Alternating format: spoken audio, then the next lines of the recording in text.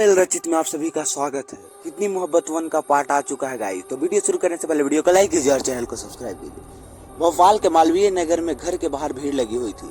सावित्री देवी का आज सुबह सुबह ही निधन हो चुका था। परिवार के नाम पर उनकी एकमात्र बेटी मीरा राजपूत थी।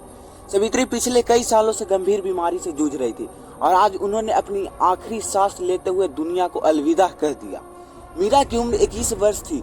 वह कॉलेज के अंतिम वर्ष में थी। सावित्री के निर्जीव शरीर उसकी आंखों के सामने सफेद चादर से ढका हुआ पड़ा था। मीरा की आंखों से आंसू बहते जा रहे थे। पास बैठी औरतें उसे सांत्वना दे रही थी, लेकिन मां को खो देने का दुख सिर्फ मीरा ही जान सकती थी। अपना कहने के लिए तो कई होते हैं, लेकिन कोई अपना मानता नहीं है। सावित्री ने मीरा को उसकी पढ़ाई के लिए इंदौर भेज दिया था, जिसकी खास वजह सिर्फ सावित्री ही जानती थी। इंदौर में मीरा नेशनल कॉलेज में पढ़ती थी और उसी कॉलेज में एक हॉस्टल में रहती थी। मीरा बहुत ही काम करने वाली लड़की है। वह अपना अधिकतर समय किताबों में ही बिताती रहती है। कॉलेज में उसकी एकमात्र दोस्त थी निधि व्यास, जो कि इंदौर में रहती थी। उनके परिवार के साथ साथ निधि और मेरी दोनों बहुत अच्छी दोस्ती थी। कॉलेज के 2 साल दोनों एक साथ ही पूरे किए थे, लेकिन निधि मीरा को अब बहुत कम जान पाई थी। वजह थी मेरा की अंतर्मुखी होने था। शायद हालातों में उसे उम्र के पहले ही परिपक्व बना दिया। मीरा इस बार बिना निधि को बताए भोपाल आ गई। सावित्री के अंतिम संस्कार की तैयारी हो चुकी थी। तब उसने पार्थिव शरीर को ले जा दिया। मीरा जोर जोर से रो पड़ी। औरत ने उसे संभाला, लेकिन कोई उसे रोक नहीं पाया। वह दौड़कर बाहर आई और कहने लगी, हम भी साथ जाएंगे। बिटिया, औरत शमशान में नहीं जाती, वह खड़े एक बुजुर्ग ने कहा। हमें कुछ नहीं सुनना, हम भी साथ जाएंगे, मीरा ने कहा।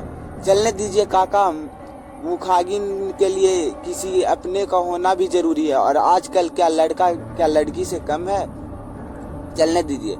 पास खड़े विश्वनाथ ने बुजुर्ग आदमी को कहा। सभी वहां के सावित्री के पार्थिव शरीर को लेकर निकले। आंखों से आंसू भरे, हाथ में अगिन पकड़े मीरा चले जा रही थी। उसके बेजान पैरों ने जैसे हिम्मत ही नहीं थी। माँ के साथ उसके बहुत कम वक्त गुजारा था। न जाने वो कौन सी वजह थी जिसमें माँ ने उसे हमेशा खुद से दूर रखा। सोचते हुए और बीते बातों को याद करते हुए शमशान आ चुका था। सावित्री का अंतिम संस्कार किया गया। इकलौता बारिश होने के कारण उसी ने मुख दिन भी दी। उन पलों में मीरा को संभालना बहुत मुश्किल हो रहा था। वह मौजूद सभी को पल के नाम हो गई। 1 महीने बाद मीरा इंदौर आई। उसके कपड़े बदले और उसके बुक्स उठाए और कॉलेज आ गई। कॉलेज आकर उसने प्रिंसिपल से बात की और उन्होंने माँ का देहांत के बारे में बताया। चूंकि मीरा कॉलेज में सबसे होनहार स्टूडेंट के लिए जानी जा रही थी। मीरा प्रिंसिपल को शुक्रिया अदा करके बाहर आ गई। क्लास शुरू होने से अभी वक्त था, इसलिए वह आकर बैठ गई और उदास आंखों से जमीन आने लगी। तभी एक जान की आवाज उसके कानों में पड़ी। ओह मैडम जी, कहाँ थी इतने दिन? न फोन न मैसेज, आखिर चल कहाँ गया था तुम्हारा दिमाग में? तो मीरा आवाज की दिशा की पलटी। सामने निधि खड़ी थी। मीरा ने कोई जवाब नहीं दिया तो निधि उसके पास बैठ गई और प्यार से कहा, क्या हुआ मीरा, सब ठीक तो है ना? निधि की बात सुनकर मीरा की आंखों डबडबा गई और उसने नीचे जमीन की ओर देखते हुए कहा, मान नहीं रही निधि? क्या? ये कब हुआ और तुमने मुझे बताया क्यों नहीं? निधि ने चौंकते हुए बोला। क्या बताती निधि, मैं खुद भी नहीं जानती थी कि माँ किस दर्द से गुजर रही है।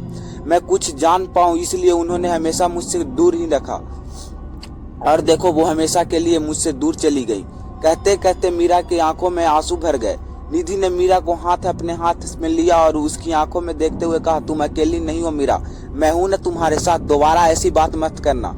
मीरा ने निधि को गले से लगा लिया और निधि उसे हिम्मत बांधती ही रही। क्लास का वक्त हुआ। दोनों उठकर क्लास की ओर चली गई। मीरा को अपनी ख्याल रखने को बोलकर निधि पर चली गई, लेकिन आज उसका मन बहुत उदास था। वह बस मीरा के बारे में ही सोचती रही। अगली सुबह हॉस्टल वार्डन में मीरा का कमरा खाली करने को कहा। पिछले 1 महीने से उसके कमरे का किराया नहीं आया था। मीरा ने कुछ दिन की परमिशन मांगी, लेकिन वार्डन के साफ शब्दों में उसे कमरा खाली करने को कह दिया। किसी ने उसकी मदद नहीं की। मीरा ने अपना सामान समेटा और बैग को जमाने लगी। उसके पास जो पैसे थे वो तो माँ के अंतिम संस्कार और उसके बाद के कामों में खर्च हो गए थे। अनजान शहर में आखिर मदद भी ले तो किससे? मीरा बहुत ही स्वभावहीन लड़की थी। और इसके उसने अपनी ये परेशानी निधि को नहीं बताई। भोपाल वापस जाने के अलावा मीरा के पास कोई और रास्ता नहीं था। अपने बैग लेकर वह हॉस्टल से निकल गई। निधि जब कॉलेज आई तो क्लास में मीरा को न देखकर उसने अपने साथ बैठी रागिनी से पूछी, जो कि उसे हॉस्टल में रहती थी, ये रागिनी मीरा कहाँ है? वो कॉलेज क्यों नहीं आई? अरे तुझे पता नहीं क्या, आज वार्डन मैडम ने उसे हॉस्टल से निकाल दिया। रागिनी ने मुस्कुराते हुआ कहा, व्हाट? पर क्यों? निधि ने हैरानी से कहा, क्योंकि उसने हॉस्टल का रूम का किराया नहीं दिया था। अब मुझे डिस्टर्ब मत करो, पढ़ने दो। रागिनी ने कहा तो बुक्स में नजरें गड़ ली। निधि को सुनना तो सोचने लगी, इतना सब हो गया और मीरा ने मुझे बताया तक नहीं। ये लड़की भी ना, इसे समझना सच में बहुत मुश्किल है। पता नहीं इस वक्त वो कहाँ होगी, मुझे जानना होगा। निधि ने अपना बैग और बुक्स उठाया और क्लास से बाहर निकल गई। कॉलेज से सीधा वह हॉस्टल आई और मीरा को रूममेट से पूछा। रूममेट ने बताया कि मीरा वापस अपने घर जाने की बात कर रही थी। निधि वहां से निकली और तुरंत रेलवे स्टेशन आई। ट्रेन जा चुकी थी। निधि हताश हो गई और उससे उदास नजरों से ट्रेन को जाते हुए देखा, और जैसे ही वापस जाने से को मुड़ी, उसकी नजर बेंच पे बैठी मीरा पे पड़ी। निधि खुशी से दौड़कर उसके पास आई, लेकिन अगले ही पल उसकी खुशी गुस्से में बदल गई और उसने कहा, समझती क्या हो अपने आप को? और ये इस तरह मुंह को छुपाकर कहा जा रही हो? मुंह छुपाकर नहीं जा रहे हैं, बताकर आए थे रागिनी को, मीरा ने धीमे स्वर में कहा। और तुम्हें लगता है मैं तुम्हें ऐसे जाने दूंगी? निधि ने गुस्से से कहा। पर अब यहाँ करेंगे भी क्या? वार्डन ने भी हमें हॉस्टल से निकाल दिया, मीरा ने कहा। वार्डन की तो तुम्हें बताओ, तुमसे मुझे क्यों नहीं बताया? निधि ने इस सवाल को मीरा को खामोशी हो गई। निधि उसके बगल में बैठी और कहने लगी, मीरा तुम सिर्फ कहने के लिए मेरी दोस्त नहीं हो। कॉलेज में बहुत सी लड़कियां हैं, लेकिन मैंने तुम्हें अपना दोस्त चुना जाती है क्योंकि तुम बहुत अच्छी हो और समझदार भी हो। तुम बहुत स्ट्रॉन्ग लड़की हो। मीरा फिर से ऐसे कैसे हो सकती है? आंटी का सपना कैसे भूल सकती है? तुम्हें पढ़ना है, एक बड़ी अधिकारी बनना है, ये कैसे भूल गई तुम? निधि तुम कुछ नहीं भूले हैं, सब याद है हमें। पर इस शहर में हमने एक ही बात सीखी है कि अगर जीना है तो पैसा जरूरी है, और वो हमारे पास नहीं है। निधि घर जाएंगे, वहां रहने के लिए कम से कम अपना घर तो है, मीरा ने उदास होकर कहा। हो गई तुम्हारी आदर्श वाली बातें तो चलो। निधि ने उठाया और हुए कहा मीरा ने कहा, कोई सवाल नहीं, उठो और चलो। कहकर निधि ने एक बैग खुद उठाया और दूसरा मीरा को थमा दिया। दोनों बाहर आई। निधि पार्किंग में अपनी स्कूटी निकाल लाई और मीरा के साथ लेकर चल पड़ी। मन से सेकंड सवाल उथल पुथल मच हुए थे। मीरा जब भी इस शहर से जाने के बारे में सोचती थी, शहर उसे वापस अपनी ओर खींच लाता। सवाल बहुत थे लेकिन जवाब नहीं। निधि ने कहा, लेकर जा रही है, इस बात का भी उसे अंदाजा नहीं था। स्कूटी सड़क पर दौड़ते हुए निधि ने अचानक से ब्रेक लगाया और गाड़ी को यू टर्न घुमाया। क्या हुआ? इधर कहाँ जा रही हो? पीछे बैठी मीरा ने सवाल किया। हॉस्टल, निधि ने कहा। लेकिन क्यों? मीरा ने कहा। तू चल तो बताती हूँ, कहकर निधि ने स्पीड बढ़ाई और कुछ वक्त बाद दोनों हॉस्टल के सामने थे। निधि ने स्कूटी साइड में लगाई। उसने मीरा के हाथ पकड़ा और उसे लेकर अंदर चली गई।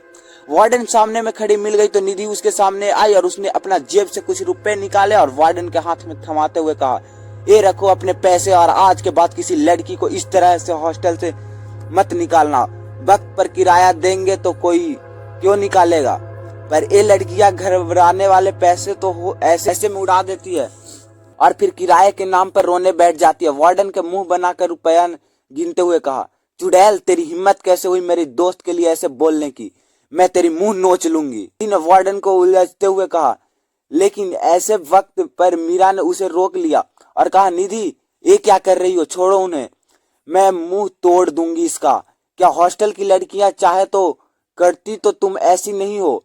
निधि ने गुस्सों से मेरी से कहा, तुम प्लीज यहाँ से चले जाओ प्लीज। मीरा ने निधि को लगभग खींचते हुए कहा। निधि वहां से चली गई तो मीरा वार्डन के पास आई और बहुत सी धीमे स्वर में कहा, निधि ने जो किया उसके लिए हम माफी मांगते हैं। मैम एक बात और, लड़की यहाँ ऐश करने नहीं आती है, कहकर मीरा वहां से चली गई। बाहर आई तो देखी निधि गुस्से से थी। मीरा जैसे ही उसके पास आई, निधि ने कहा, क्या सच में तुम राजपूत खानदान से हो? मतलब उसने तुम्हें तुम्हें इतना सब कहा और तुम खून की चली गई। गलती हमारी की है कि हर वक्त पर किराया दिया तो वो ऐसे नहीं होता। मीरा ने शांत लहजे से कहा। ओह आदर्श की देवी, बस करो तुम।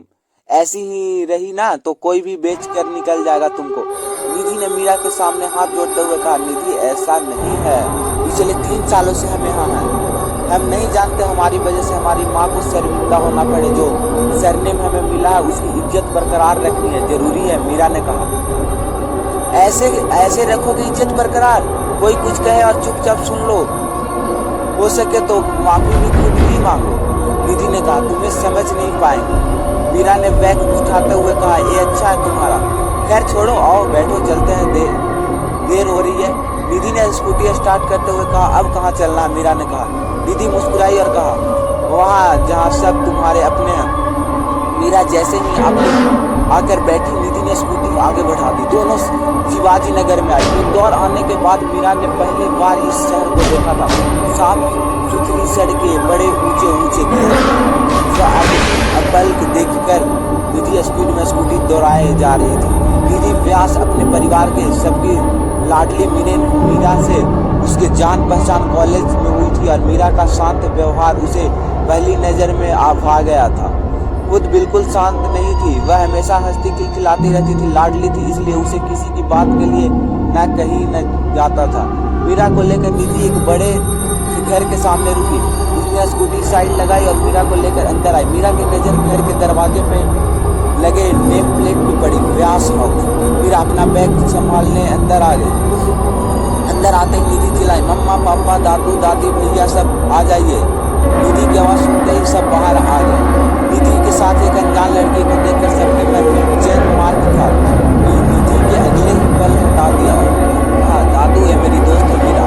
और फिर मीरा की ओर पलट कर देखा, मेरे दादू श्रीनाथ जी व्यास और वो मेरी दादी सुरेखा जी व्यास। नमस्ते, मीरा ने कहा हाथ जोड़ते हुए कहा। ये मेरे पापा हैं विजय व्यास और मेरी मम्मी राधा व्यास। निधि ने अपने माँ पापा की ओर इशारे करके कहा। मीरा ने उन्हें भी नमस्ते की तो दोनों जवाब में मुस्कुरा उठे। निधि अपने भाई के पास आई और उसने कहा कि हाथ में हाथ डालकर कहा, ये है मेरे बड़े भैया अर्जुन। हेलो, अर्जुन ने मुस्कुराकर कह दिया। मीरा ने भी जवाब दिया, नमस्ते कहा। सबके परिचय करवाने के बाद निधि वापस मीरा के पास आई और कहा, ये तो मेरा स्वीट सी फैमिली। उसे कुछ याद आया। उसने इधर उधर देखते हुए कहा, अच्छा तो भैया कहाँ है? अच्छा तो बाहर गया हुआ है। राधा ने मीरा के सामने आकर कहा। मैंने बड़े गौर से मीरा को देखा। बड़ी बड़ी काली चली आंखें, सुर्ख गुलाबी होंठ, राही से पतली गर्दन, गोरा रंग, लंबे घने बाल जिन्हें सिल्की से उठा हुआ था। और उसने छान कर और एक बालों की लट जो बार बार मीरा के गाल को चूम रही थी। राधा देखता पाकर मीरा ने कहा, आप हमें ऐसे क्यों देख रही है? राधा अपनी जितना सब लौट रही है और अपनी उंगली से आँख के किनारे गाजर निकाला और मीरा की कान पे पीछे लगाकर कहा, बड़ी प्यारी, किसी का नजर न लगे। मीरा मुस्कुराती घर में आने के बाद शायद पहली बार मुस्कुराई। राधा ने उसका हाथ पकड़ा और उसे सबके बीच ले गई। पल में रखी सोफे पर बैठ गई। निधि ने एक सांस से सारी बात कहकर मासूमियत से कहा, मैंने ठीक किया ना दादाजी? हाँ बेटा जी, बिल्कुल सही किया।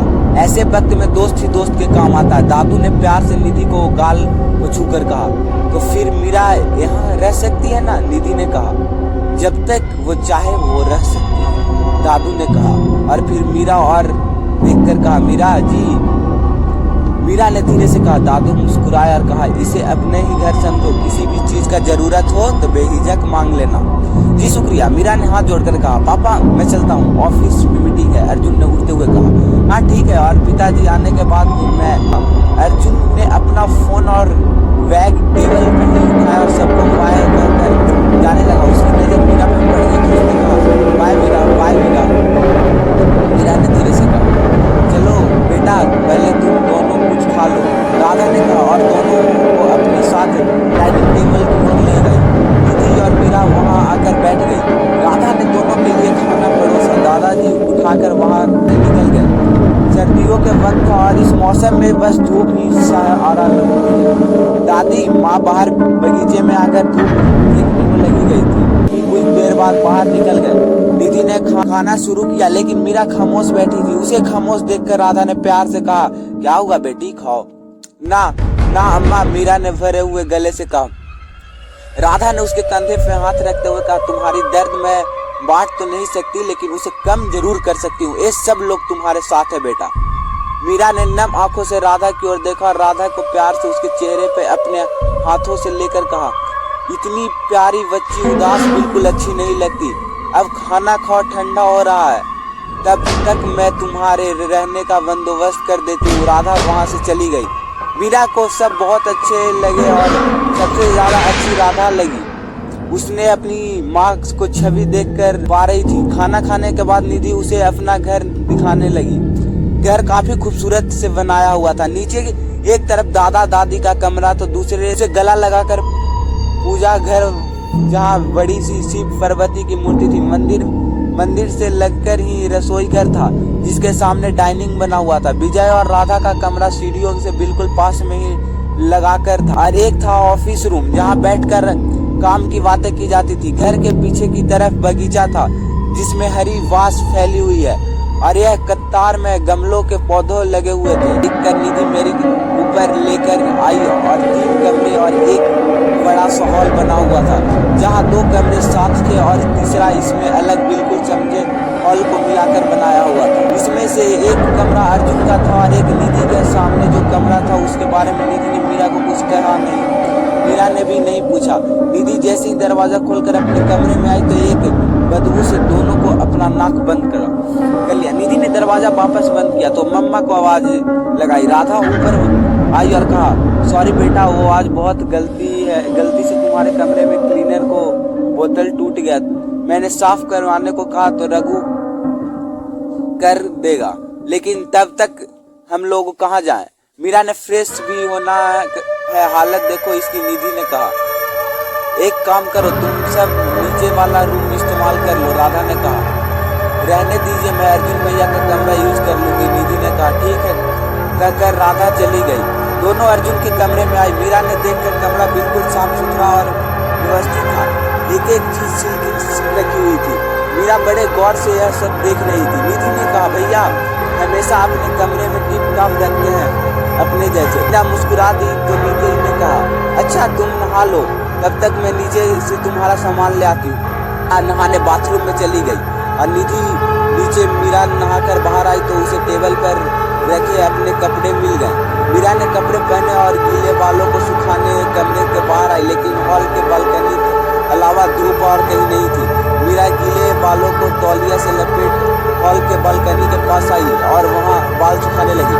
तभी उसकी नजर हॉल से जुड़े इस कमरे के दरवाजे पर गई, जिसमें बड़े बड़े अक्षरों में लिखा था, अक्षत व्यास एक कॉम्प्लिकेटेड बॉय। ऐसे नाम प्लेट कौन रखता है? कहते हुए मीरा कहाँ चली गई क्रमशः। अगले पार्ट के लिए चैनल को सब्सक्राइब कीजिए।